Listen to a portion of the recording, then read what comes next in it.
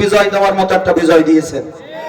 সুতরাং একটা মৌমাছির চাকে ঢিল মারার পরে ওই ব্যক্তি যদি 10 হাত পানির নিচে যেও লুকায়, ঘরের দরজা দিয়েও যদি পালায়, ওই মৌমাছি যেমন তার প্রতিশোধ নেয়। আজকের এই বাংলার জমিনে আজকের আমাদেরকে 16 বছর 7 মাস আজকের রাজনৈতিক এজেন্ডা বাস্তবায়নের জন্য, ভারতের ব্রাহ্মণদের ষড়যন্ত্র বাংলার জমিনে বাস্তবায়নের জন্য আজকের মুসলমানদের উপরে নিরপরাধ মুসলমানদেরকে রাতের বেলায় ঘর থেকে গ্রেফতার করে নিয়ে আজকে আমাদের নেতা কর্মীদেরকে ফাঁসির তলিতে ঝুলিয়ে যেই নির্যাতন আর অত্যাচারের দৃষ্টান্ত বাংলার জমিনে বাতিল স্থাপন করেছেন, ইনশাআল্লাহ আগামী দিনে আল্লাহ কোরআনকে জাতীয় সংসদে পাঠিয়ে 16 বছর প্রতিদান নির্যাতনের এবং জুলুমের হিসাব বাংলার জমিনে আল কোরআন সংসদে পাঠিয়ে প্রত্যেকটা হিসাব জুলুমের হিসাব বাংলার জমিনে নেওয়াই হবে। কথা বলেন ঠিক না বেঠে? আমার ভাইরা, আমরা বাতিলদের মতো কোনো অন্যায় পথ অবলম্বন করতে চাই না। আমরা কোরআনের সাথে আছি না নাই? জোরে বলুন, আছি না নাই? ভাইরা আমার, তাহলে তেলাওয়াত করেছি কোন সূরা থেকে? সূরা নাহল। নাহল শব্দের অর্থ কি বললাম জানো? মৌমাছি। ভাইরা আমার, নামকরণ করলো। এবার আসুন আয়াত শানে নুজুলের কারণ। বন্ধুগণ আমার, ভাইরা, এই আয়াতে কারিমা অর্থাৎ এই সূরা, কোরআনুল কারীমের প্রত্যেকটা সূরাকে 2 ভাগে ভাগ করা হয়। সূরাগুলোকে কয় ভাগে? একটা হচ্ছে মাক্কি আর একটা হচ্ছে মাদানী। ঠিক আছে তো নাকি?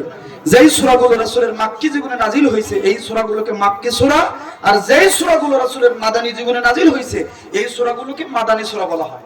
কথা কি ক্লিয়ার? বন্ধুগণ আমার, ভাইরা, এই সূরা যখন নাজিল হলো তখন মক্কার প্রেক্ষাপটটা কি যদি একটু বুঝতে পারেন তাহলে আমাদের তাফসীর বুঝতে সহজ হবে। রাগ করতেছেন আপনারা? অসুবিধা হচ্ছে নাকি? আসেন আমার ভাইরা, রাসূল পাক সাল্লাল্লাহু আলাইহি ওয়াসাল্লাম তার জীবদ্দশায় জন্মের থেকে 17 বছর পর্যন্ত মক্কার জমিনে বিভিন্ন অত্যাচার, জুলুম, খুন, হত্যা, ধর্ষণ, রাহাজানি এরকম বিভিন্ন রকম অন্যায় অবিচার দেখে আল্লাহর রাসূল বড় হয়েছেন 17 বছর পর্যন্ত। কয় বছর? 17 বছর পর্যন্ত আল্লাহ রাসূল 17 বছর বয়সে একটি সংগঠন স্থাপন করলেন, নাম হলো হিলফুল ফুজুল। কি? হিলফুল ফুজুল। মুসলমান দিনী ভাইরা আমার, মুহাম্মদুর রাসূলুল্লাহ সাল্লাল্লাহু আলাইহি ওয়াসাল্লাম 17 বছর বয়সে সমাজের অন্যায় অবিচার জুলুম দূর করার জন্য আল্লাহর রাসূল একটি সংগঠন করলেন ওই মক্কার জমিনের যুবকদেরকে নিয়ে। এই মক্কার জমিন থেকে অন্যায় অবিচার আর জুলুম যদি দূর করতে হয় তবে একটা সংগঠনের দরকার রয়েছে। আল্লাহর নবী 17 বছর বয়সে একটি সংগঠন স্থাপন করলেন, দাঁড় করালেন, প্রতিষ্ঠা করলেন। তার নাম হলো হিলফুল ফুজুল। এখান থেকে বোঝা যায় এই সমাজের অন্যায় অবিচার আর জুলুম অত্যাচার দূর করতে গেলে একটি সংগঠনের সাথে থাকার দরকার আছে না? খুব ভালো করে বুঝবেন, সমাজ থেকে যদি আপনি অন্যায় অবিচার জুলুম অত্যাচার দূর করতে চান তবে আপনাকে একটি সংগঠনের সাথে থাকতে হবে। কিসের সাথে? সংগঠনের সাথে। ভাইরা আমার, রাসূলুল্লাহ সাল্লাল্লাহু আলাইহি ওয়াসাল্লাম 17 বছর বয়সে হিলফুল ফুজুল নামে সংগঠন স্থাপন করে মক্কার জমিন থেকে অন্যায় অবিচার জুলুম অত্যাচার দূর করার যে প্ল্যান গুলো করলেন, সমস্ত পরিকল্পনা দিয়ে মক্কার জমিন থেকে ধরে নেন 15% অন্যায় অবিচার দূর হলো। জোরে বলুন, কয় পার্সেন্ট? 15% অন্যায় অবিচার জুলুম অত্যাচার দূর হলো। বাকি আছে কত পার্সেন্ট? ভাইরা আমার, রাসূলুল্লাহ সাল্লাল্লাহু আলাইহি ওয়াসাল্লাম এই সংগঠন দিয়ে এলাকার যুবকদেরকে নিয়ে আমার নবীজি 40 বছর পর্যন্ত চেষ্টা করে গেলেন। এই 40 বছর পর্যন্ত সংগঠন দিয়ে 15% অন্যায় অবিচার দূর হলো, 85% রয়ে গেল। আল্লাহ রাব্বুল আলামিন বিসমিল্লাহির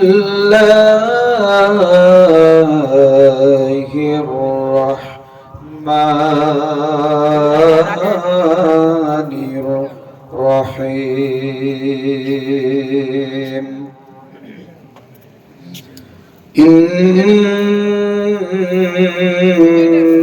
ইন্নাল্লাহা ইয়া'মুরু বিল আদলি ওয়াল ইহসান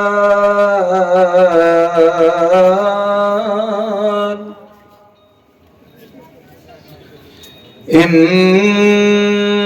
الله يأمر بالعدل والإحسان وإيتاء ذي القربى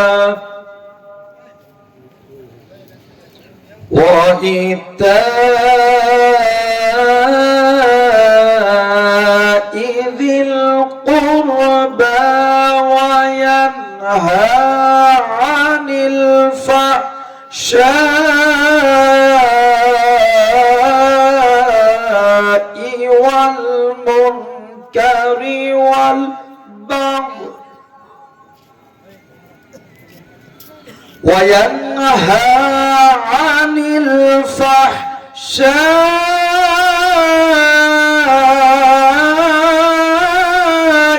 والمنكر والبغي يعظكم لعلكم تذكرون.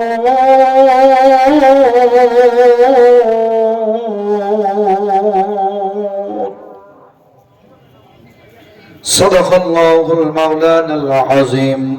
قال النبي صلى الله عليه وسلم: تركت فيكم أمرين لن تضلوا ما تمسكتم بهما كتاب الله وسنة رسوله أو كما قال النبي صلى الله عليه وسلم: إن الله وملائكته يصلون على النبي يا أيها الذين آمنوا صلوا عليه وسلموا تسليما. اللهم صل على محمد وعلى آل محمد كما صليت على إبراهيم وعلى آل إبراهيم إنك حميد مجيد. اللهم بارك على محمد وعلى آل محمد كما باركت على إبراهيم وعلى آل إبراهيم إنك حميد مجيد. ذكر করুন لا إله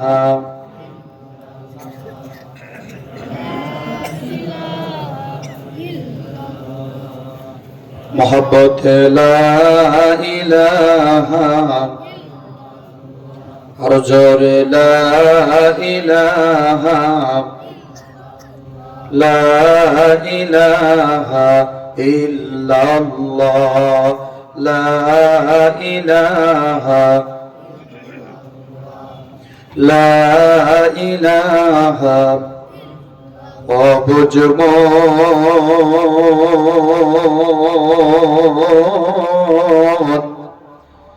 কার লাগিয়া কান্দ দিবা রাতে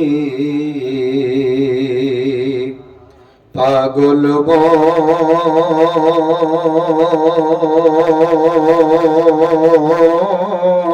মন কার লাগিয়া কান্দ দিবা রাতে ভেবে দেখো কেউ হবে না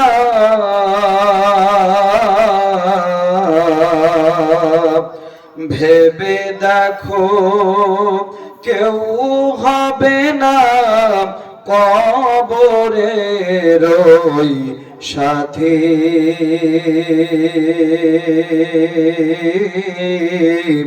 কার লাগিয়া কান্দ দিবা রাতি।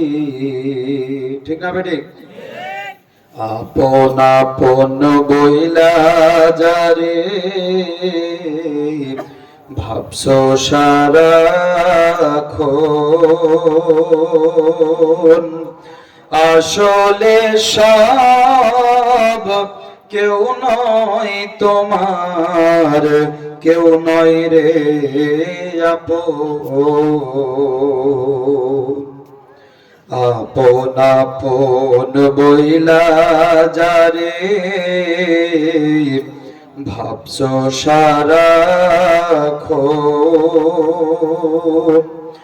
আসলে সব কেউ নয় তোমার, কেউ নয় রে আপন। ও তোমার কে বায়াপন অনন্তকাল,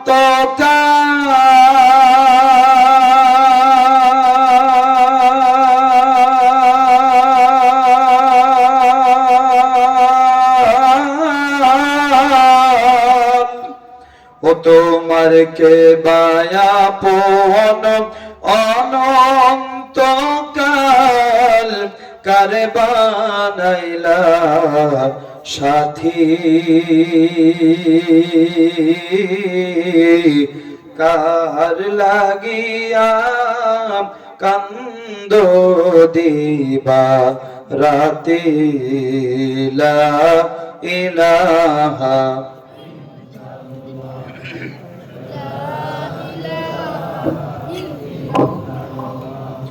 লা ইলাহা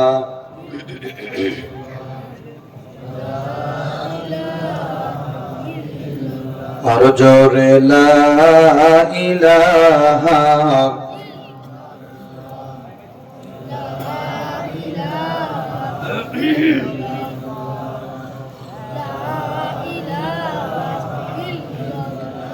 আসিয়া খেলে প্রেমের খেলা, ফেরাউন দেয় তারে কত না জ্বালা। আসিয়া খেলে প্রেমের খেলা, ফেরাউন দেয় তারে কত না জ্বালা। আমার আল্লাহ বলেন ও হে আসিয়া, খুলে দেব আমি তোর জান্নাতের তালা, লা ইলাহা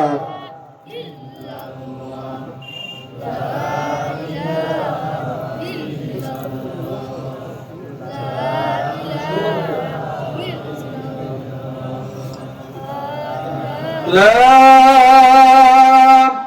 ইলাহা ইল্লাল্লাহু মুহাম্মাদুর রাসূলুল্লাহ সাল্লাল্লাহু আলাইহি ওয়াসাল্লাম। ঐতিহ্যবাহী খালে আলমপুর যুব সংঘ তাফসীর কমিটির উদ্যোগে আয়োজিত আজকে একদিন ব্যাপী তাফসীরুল কোরআন মাহফিলের সুনামধন্য সুযোগ্য সভাপতি জনাব হযরত মাওলানা আলতাফুর রহমান সাহেব, অধ্যক্ষ খালে আলমপুর দারুস সুন্নাহ আলিম মাদ্রাসা। মহান আল্লাহ রাব্বুল আলামিনের কাছে ফরিয়াদ, মানুষ গড়ার কারিগর, হাজারো আলেমের ওস্তাদ জনাব মাওলানা আলতাফুর রহমান সাহেবকে, হুজুরকে আল্লাহ রাব্বুল আলামিন নেক হায়াত দারাজ করুক, বলেন আমিন। আল্লাহ পাক তার হায়াতের ভিতরে সুস্থতা দান করুক, বলেন আমিন।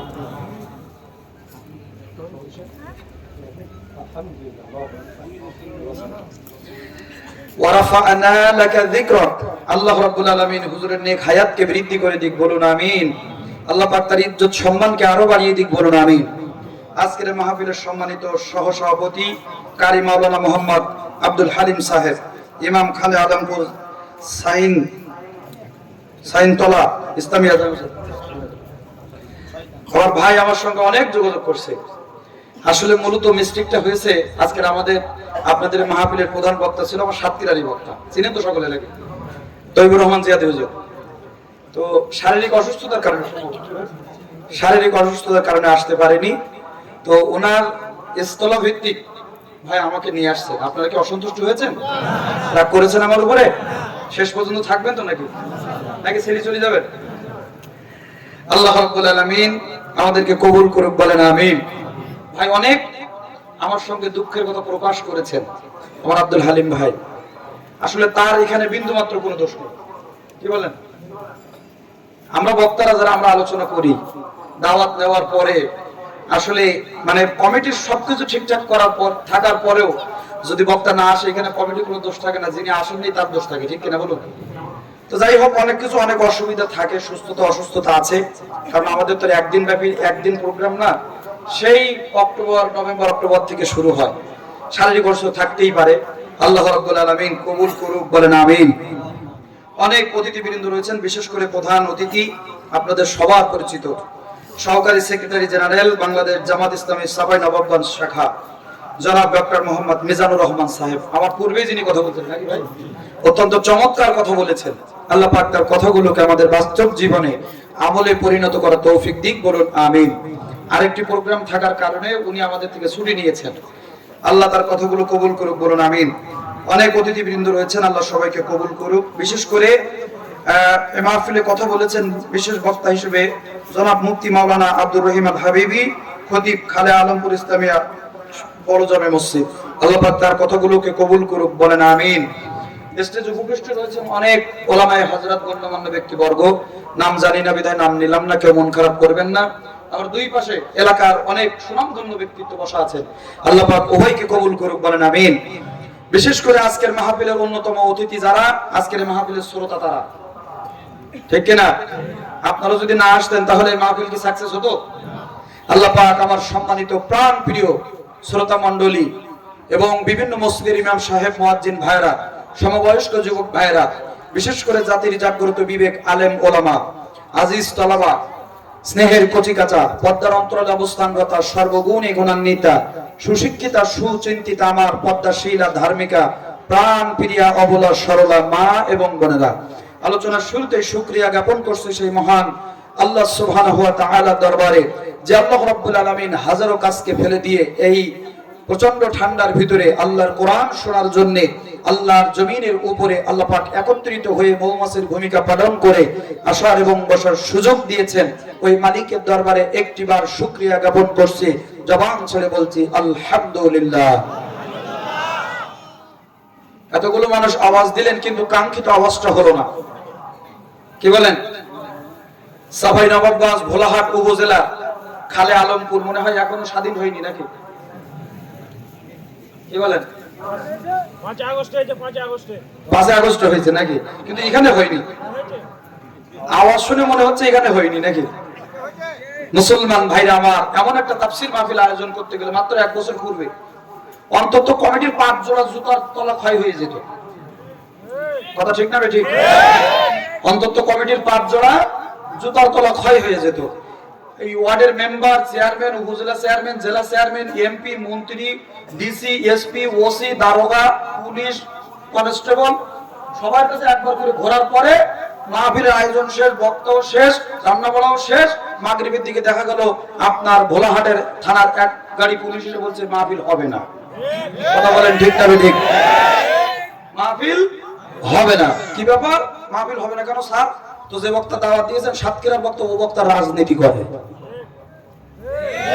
কথা বলতে হবে। একটি কথা বলতে চাই, কোরআন কার? কোরআন কার? আমরা কার? এ জমিন কার? আসমান কার? জবান দিয়েছে কে? তাহলে কোরআন যদি হয় আল্লাহ, আসমান যদি হয় আল্লাহ, জমিন যদি হয় আল্লাহ, এ জবান যদি হয় আল্লাহ, তাহলে আল্লাহর জমিনের উপরে, আল্লাহর আসমানের নিচে আল্লাহর দেওয়া কোরআনের কথা আল্লাহর দেওয়া জবান দিয়ে বলবো, কোন নেতা ছাতার পারমিশন নেওয়ার কোন অনুমোদন নাই। কতক্ষণ ঠিক কিনা? কারণ এই জবান দিয়েছেন যে আল্লাহ, এ জবান দিয়েছেন যে আল্লাহ, এই শরীর দিয়েছেন যে আল্লাহ, এই আসমান দিয়েছেন সে আল্লাহ, এই কোরআন দিয়েছেন সে আল্লাহ। সেই আল্লাহর জমিনের উপরে আল্লাহর রিজিক খেয়ে আল্লাহর কোরআনের কথা হবে ইনশাআল্লাহ। এই বাংলার জমিনে দ্বিতীয়বার কোন নেতা ছাতার অনুমতির দরকার বাংলার জমিনে হবে না। কথা বলেন ঠিক তবে ঠিক? আজকের যারা অনুমতির বেড়া জালে, যারা অনুমতির বেড়া জালে আজকে তাফসীর মাহফিলগুলো বন্ধ করেছিল, আল্লাহ রাব্বুল আলামিন তাদেরকে অনুমতির বেড়া জালে এমন কায়দায় আটকিয়েছে, আজকে তাদেরকে বৈধতা দেওয়ার মতো শক্তি পৃথিবীর জমিনে নাই। ঠিক কিনা বন্ধুগণ আমার ভাইরা? আল্লাহ রাব্বুল আলামিনের কাছে শুকরিয়া যে আল্লাহ রাব্বুল আলামিন এত চমৎকার একটি আয়োজন বিনা বাধায় আয়োজন করার সুযোগ দিয়েছেন। ওই আল্লাহর দরবারে আকাশ বাতাস মুখরিত করে একজনের কণ্ঠ আরেকজনের কণ্ঠের সাথে মিলিয়ে সমস্বরে বাঘের মতো মুসলমানের মতো আওয়াজ দিয়ে চিৎকার দিয়ে বলছে আলহামদুলিল্লাহ। লক্ষ কোটি দরুদ ও সালাম কায়নান্দাত তাজদারে মদিনা দুলালে আমিনা শাহে মদিনা মক্কার যদি মদিনার বাদে আহমদ মুহাম্মদ মুস্তাফা জনাবে মুহাম্মাদুর রাসূলুল্লাহ সাল্লাল্লাহু আলাইহি ওয়াসাল্লামের উপরে মাগফিরাত কামনা করছি। আল্লাহর জমিনে আল্লাহর কোরআন প্রতিষ্ঠার জন্য বদর উহুদ খন্দকের ময়দান থেকে নিয়ে 2024 সালের 5 আগস্ট পর্যন্ত যারা জীবন দিয়েছেন, রক্ত দিয়েছেন, আল্লাহ পাক তাদের শহীদ মৃত্যু দান করুক, বলুন আল্লাহুম্মা আমিন। সাথে সাথে আপনাদের এই খালে আলমপুর তাফসীর কমিটি এই মাহফিলের সামনে, পেছনে এবং ডাইনে বামে তথা এই খালে আলমপুরের মাটির নিচে আল্লাহ পাকের যত বান্দা বান্দি চিরঘুম ঘুমিয়েছেন মাটি মুড়ি দিয়ে, রব্বুল আলামিন আজকের মাহফিলের ওসিলা করে তাদের প্রত্যেকের কবরগুলোকে তুমি জান্নাতের টুকরা বানিয়ে দাও, বলুন আমিন। সম্মানিত হাজিরিন, রাত গভীর হয়ে গেছে, এজন্য লম্বা আলোচনা নয়, আমি সংক্ষেপে আপনাদের সম্মুখে একটি গঠনমূলক কিছু কথা আপনাদের সম্মুখে আমলের কথা বলতে চাই। আপনাদের অসুবিধা হবে ভাই? রাগ করবেন নাকি? একটি আয়াত বা একটি সূরা তাফসীর করতে গেলে ওই আয়াত বা ওই সূরা সম্পর্কিত 5টি বিষয় আলোচনা করতে হয়। কয়টি? একটু জোরে বলুন, পেছনের ভাইরা বলুন, সবাই মিলে 5টি। জোরে বলুন, কয়টি? 5টি।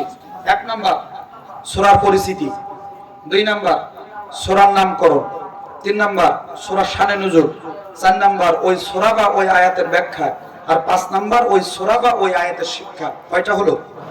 5টা। আসুন 1 নম্বরে সূরার পরিচিতি। যে সূরা থেকে তেলাওয়াত করেছি পবিত্র কোরআনুল কারীমের ভিতরে সূরার সংখ্যা হচ্ছে 114টি। কয়টি? 114টি। 114টি সূরার ভিতরে আমরা যে সূরা থেকে তেলাওয়াত করেছি এই সূরার সিরিয়াল 16 নাম্বার সূরা। কয় নাম্বার? 16 নাম্বার সূরা। এই সূরার ভিতরে আয়াত আছে 128টি। কয়টি? 128টি। রুকু আছে 16টি। আমাদের তেলাওয়াতকৃত আয়াতের নাম্বার হচ্ছে 90। কত? 90 নাম্বার আয়াত। বন্ধুগণ, আমার ভাইরা, আমি যখন তেলাওয়াত করেছি তখন আপনারা অনেকেই আজ করতে পেরেছেন যে এই আয়াতটা প্রতি জুম্মার সানি খুতবায় পড়া হয়। তাই কি হয় না? আপনাদের খালে আলমপুরে হয় না মনে হয়? ভাই, পৃথিবীর যত জুম্মা মসজিদ আছে, পৃথিবীর যত জুম্মা মসজিদ আছে, প্রত্যেক জুম্মা মসজিদের সানি খুতবায় এই আয়াতটা তেলাওয়াত করা হয়। সূরা নাহলের 90 নাম্বার আয়াত। কয় নাম্বার? সূরা নাহলের 90 নাম্বার আয়াত। আল্লাহ পাক এই আয়াতের ভিতরে আদেশ দিয়েছেন 3টা আর নিষেধ করেছেন 3টা। কয়টা হলো?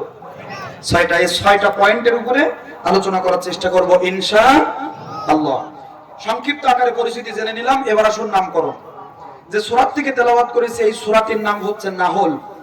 সূরাটির নাম কি? নাহল। নাহল শব্দের অর্থ হচ্ছে মৌমাছি। নাহল মানে কি? মৌমাছি চিনেন তো সবাই? মাছি হচ্ছে 2 প্রকার। কয় প্রকার? 2 প্রকার। একটা হচ্ছে মৌমাছি আর একটা হচ্ছে গুই মাছি।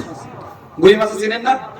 দেখবেন মিষ্টির উপরেও বসে, আবার বাজারের সবচেয়ে নোংরা ময়লা আবর্জনা ডাস্টবিনের উপর যেও বসে।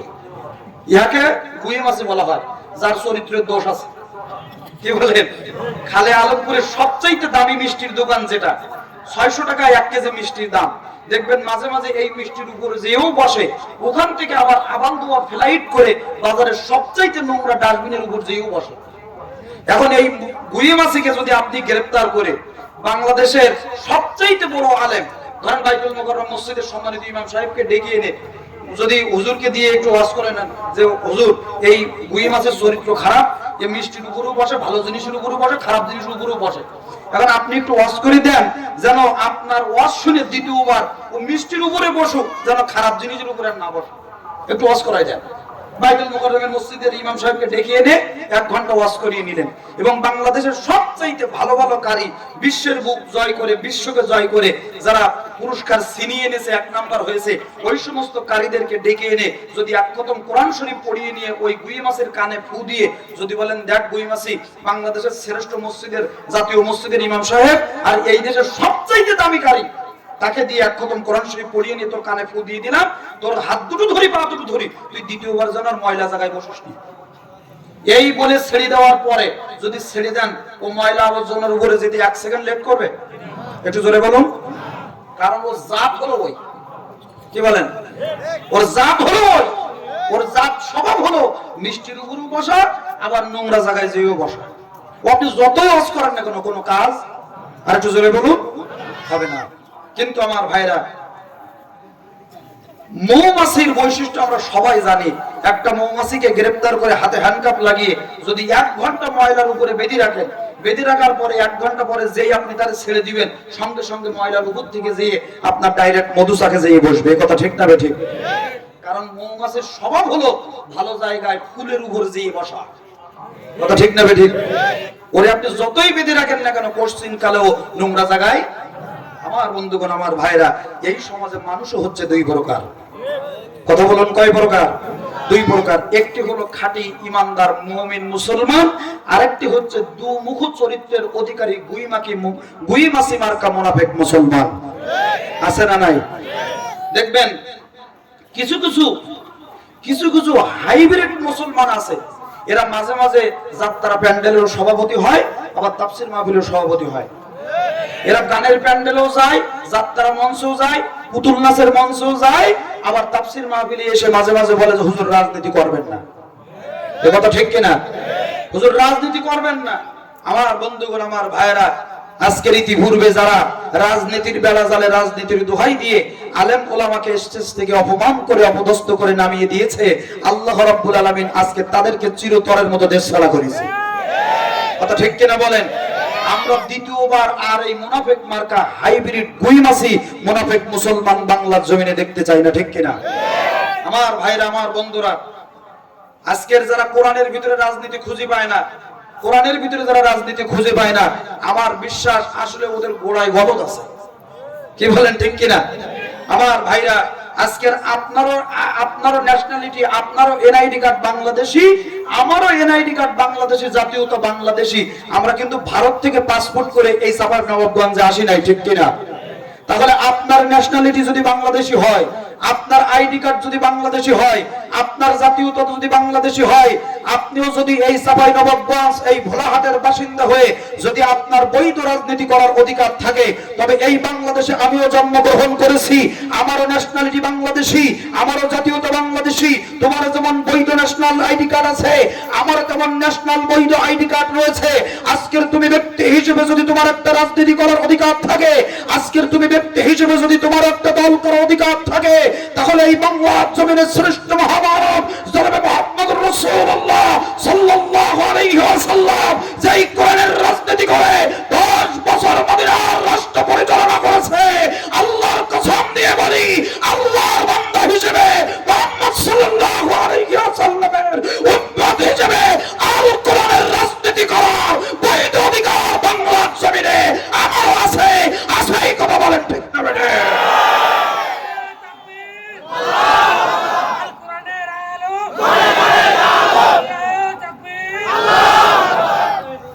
মুসলমান ভাইরা আমার, আজকের আমরা এই বাংলাদেশে এই দুমুখ চরিত্রের অধিকারী মুসলমান আর দেখতে চাই না। ঠিক কিনা?